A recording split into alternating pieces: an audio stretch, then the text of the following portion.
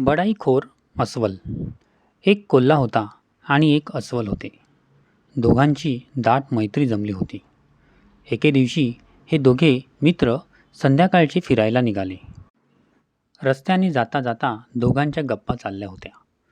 अस्वल एकसारखे स्वतःच्याच बडाया मारत होते.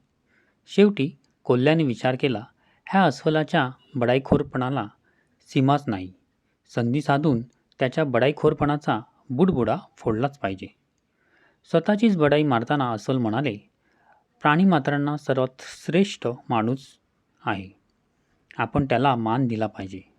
बरेचसे प्राणी माणसांना खातात, हे काही चांगले नाही. मानवजातीबद्दल आम्ही अस्वल मंडळी आदर बाळगून आहोत. आम्ही जिवंत माणसाचा जीव घेत असलो तरी मेलेल्या माणसाच्या शरीराला स्पर्शही करत नाही. मुळातच आमची अस्वलाची जात समजूतदार आहे. अस्वलाच्या बडाईखोरपणाने हद्द गाठली आहे याची कोल्ह्याला जाणीव झाली.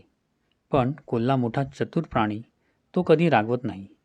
जे काही बोलतो ते विचारपूर्वक बोलतो. कोल्हा नम्रप्रमाणे म्हणाला, अस्वल भाऊ, तुमचं म्हणणं खरं आहे.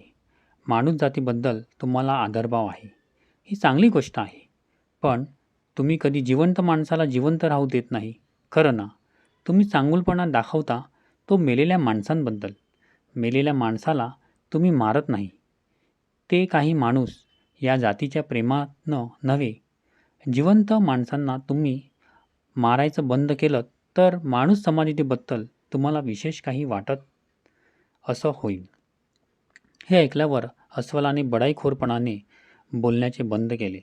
अस्वलाला राग तर आलाच, पण कोल्ह्याच्या म्हणण्यात तथ्य आहे हे पटल्यामुळे ते गप्प बसले. म्हणून आपल्याला या गोष्टीवरून कळतं की बडाई मारणे हे चांगुलपणाचे लक्षण नाही.